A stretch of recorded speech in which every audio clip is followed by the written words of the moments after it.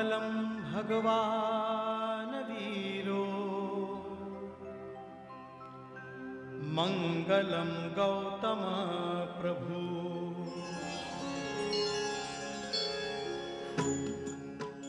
ॐ नमो अरिहन्ताणं नमो सिद्धाणं नमो आयर्याणं नमो वचायाणं नमो लोये सवसाहूणम्। जय जिनेंद्र। मंगलम में आपका आज स्वागत है।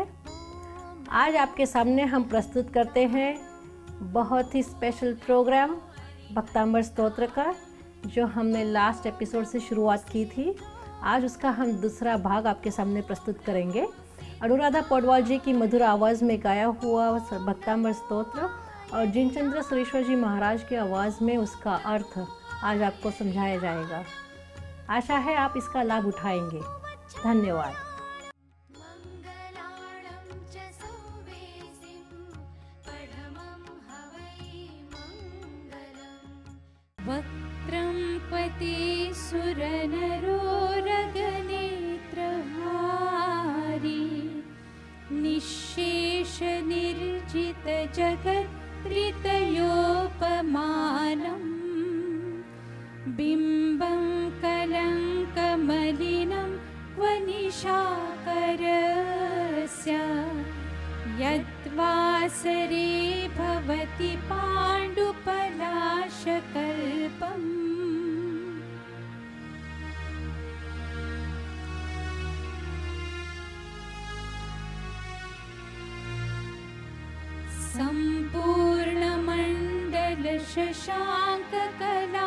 सम्पूर्णमण्डलशशाङ्ककलाकलाप शुभ्रागुणास्त्रिभुवनं तव लङ्घयन्ति ये संश्रितास्त्रिजगदीश्वरनाथमेकं कस्तान्निवारयति सञ्चरतो यथेष्टम्। चित्रं किमत्र यदि ते त्रिदशाङ्गनाभिर्नीतं मनागपि मनो न विकारमार्गम् कल्पान्तकालमरुता चलिता चलेन किं मन्दराद्रिशिखरं चलितं कदाचित् निर्धूर्मवर्तिरपवर्जिततैलपूर कृत्स्नं जगत्त्रयमिदं प्रकटीकरोषि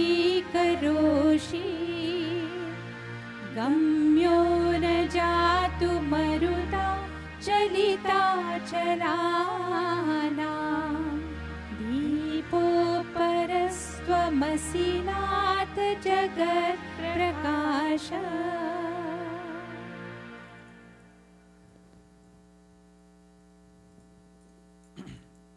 चौदहवीं गाथा 13वीं गाथा है कि कलंक से जिसका चेहरा मलिन हो गया है, ऐसे चंद्र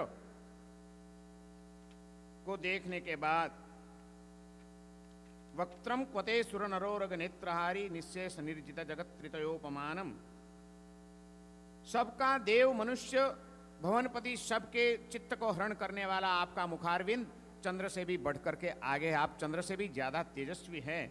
और उसके बाद कहते हैं कि भगवान चंद्र की कलाएं जब फैलती है तब कोई तत्व उसको रोक नहीं सकता है। वैसे ही जो जीव आपकी शरण में आता है उसको इस जीवन में सफल होने में कोई तत्व रोक नहीं सकता। ये आपका प्रभाव है। और 15वीं गाथा में कहते हैं कि कई देवांगनाएं, कई सुंदर स्त्रियां कई लोगों के मन को चलित कर देती है, लेकिन आपके चरणों में देवांगनाएं आई, फिर भी आपके मन में विकार का एक अंश भी नहीं उठा।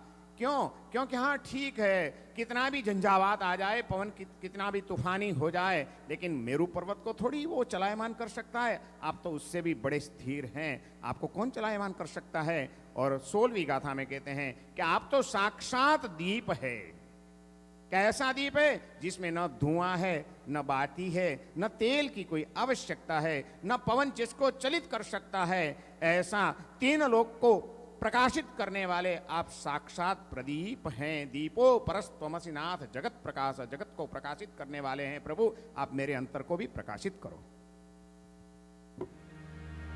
नास्तं कदाचिदुपयासि नराहुगम्य स्पष्टीकरोषि सहसा युगपज्जगन्ति नाम्भोधरोदरनिरुद्ध महाप्रभाव सूर्यातिशायि महिमासि मुनीन्द्रलोके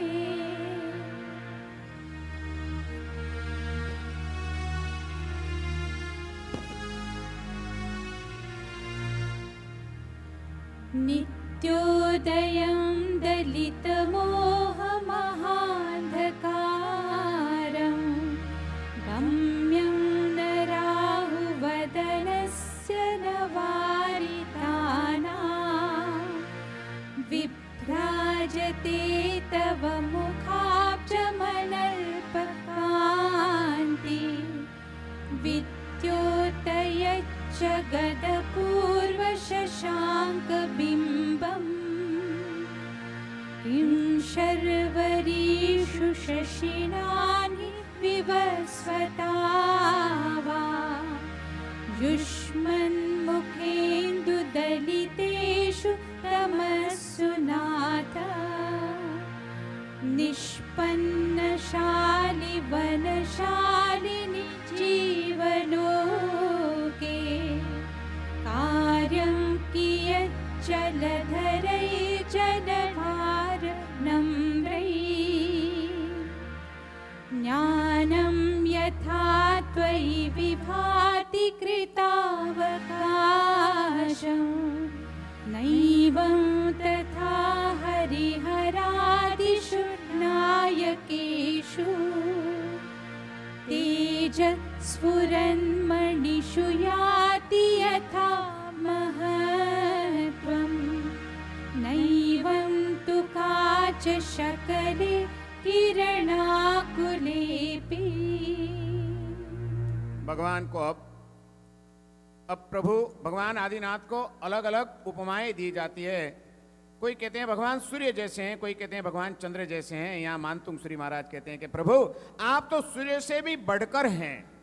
सूर्य तो कभी अस्त होता है, सूर्य को राहु ग्रसित करता है, सूर्य को कभी बादल ढक देता है, लेकिन आप तो ऐसे सूर्य हैं, सूर्य से बढ़कर हैं। न तो आपका कभी अस्त होता है, न कोई बादल आपके प्रकाश को ढक सकता है, न आपको कोई ग्रसित कर सकता है। आप सूर्य से बढ़कर हैं। और प्रभु आपको चंद्र की उपमा दी जाए तो भी गलत है। आप चंद्र से भी बढ़कर हैं, क्योंकि चंद्र क्या करता है? चंद्र जब उगता है तो अंधकार का नाश होता है रात के। वैसे प्रभु आप चंद्र समान है। आप मोह रूपी अंधकार को नाश करने वाले हैं, जगत को प्रकाशित करने वाले हैं। ऐसा आपका मुखारविंद चंद्र से भी बढ़कर बड़ा तेजस्वी है। और 19वीं गाथा में कहते हैं कि भगवान क्या काम है ये सूर्य चंद्र की हम उपमा आपको क्यों देने लगे? आपको न सूर्य के साथ न चंद्र के साथ किसी के साथ सरखाया जाता है। जहां खेत में सब मोल तैयार है, वहां पानी की क्या आवश्यकता होती है? वैसे ही प्रभु आप तो साक्षात इस विश्व में शोभायमान और सब प्रकार के अंधकार का नाश करने वाले हैं। आपको सूर्य और चंद्र की कोई आवश्यकता नहीं है। ये उपमा देना भी गलत है। और आखिर में 20वीं गाथा में कहते हैं कि प्रभु आपका ज्ञान कैसा है?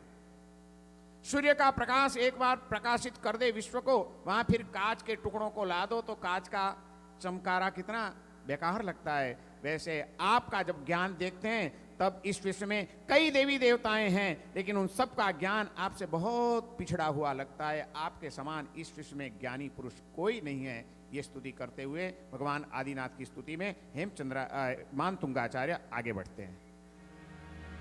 मन्ये वरं हरिहरादय एव दृष्टा दृष्टेषु येषु हृदय त्वयि तोषमिति किं वीक्षितेन भवता भुवि येन नान्यं कश्चिन्मनोहरति नाथ भवान्तरेऽपि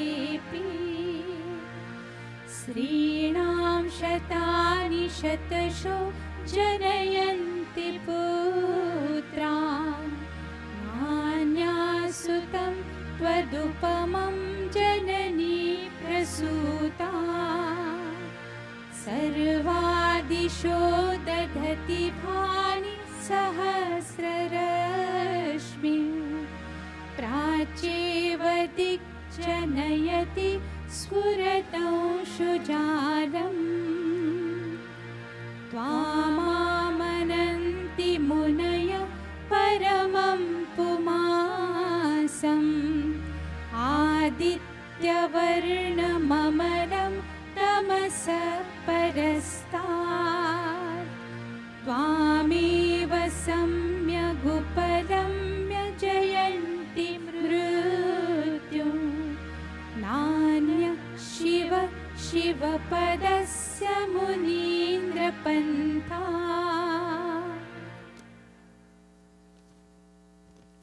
प्रभु, प्रार्थना आगे बढ़ती है कि एक बार आपके दर्शन कर लिए।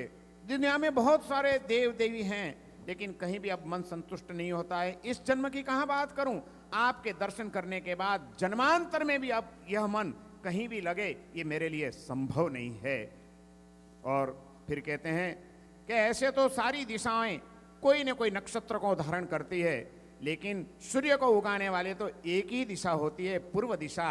वैसे कोई भी स्त्री बच्चों को जन्म देती है, लेकिन प्रभु आपको जन्म देने वाली जो माता, उसके समान स्त्री इस विश्व में कौन होगी। भगवान की तो स्तुति करते हैं, भगवान को जन्म देने वाली माता की भी यहाँ मानतुंगाचार्य स्तुति करते हैं, उनको भी अभिवंदना करते हैं।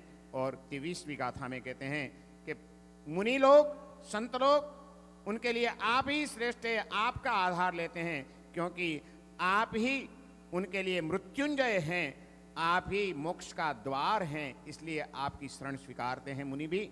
और आप कैसे हैं? अविनाशी हैं, सर्वव्यापी हैं, अचिंतनीय हैं, ब्रह्म स्वरूप हैं।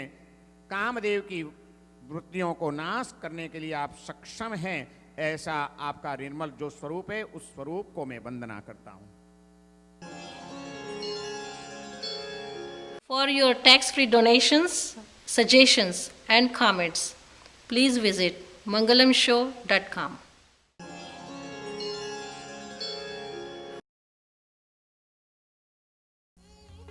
मंगलम में आपका फिर स्वागत है। अब हम आपके सामने प्रस्तुत करेंगे भक्तामर स्तोत्र डांस ड्रामा का दूसरा भाग, जो न्यूयॉर्क जैन प्रतिष्ठा के वक्त प्रस्तुत किया गया था। आशा है आप इसका आनंद उठाएंगे। धन्यवाद।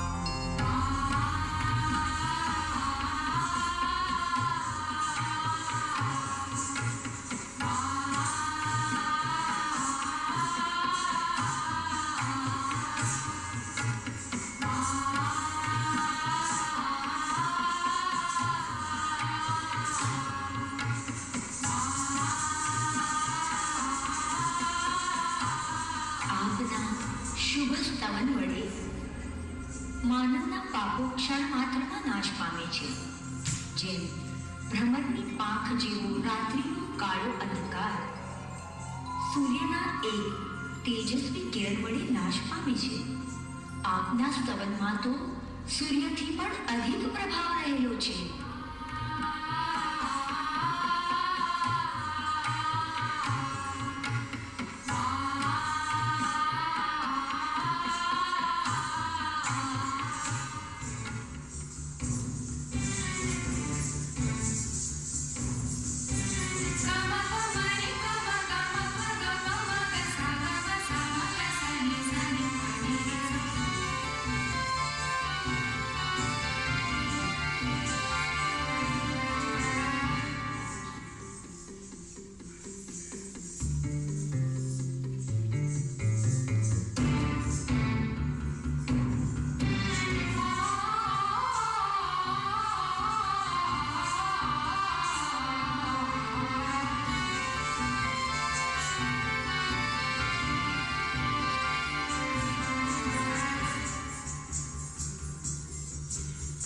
આખા જગતમાં આપ અનુપમ દર્શનીય છો.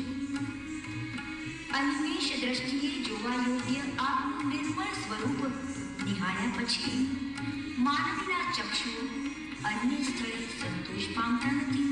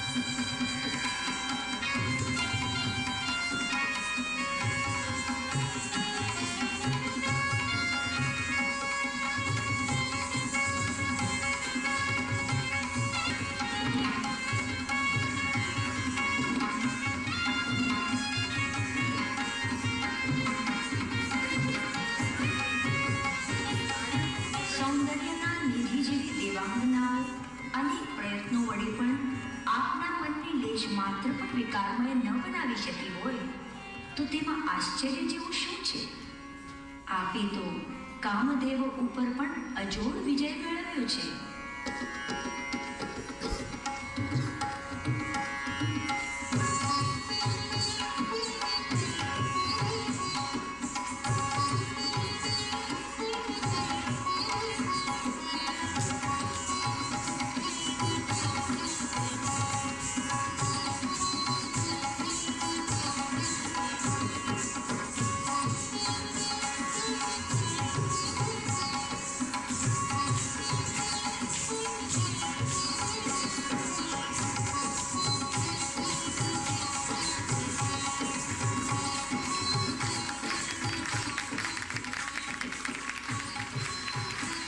જ્યોતિમય દીપક બીજા અનેક દીપકને જ્યોતિમય બનાવે છે. તેમજ આપ અનેકના જીવનમાં જ્ઞાન જ્યોતિ પ્રગટાવો છો.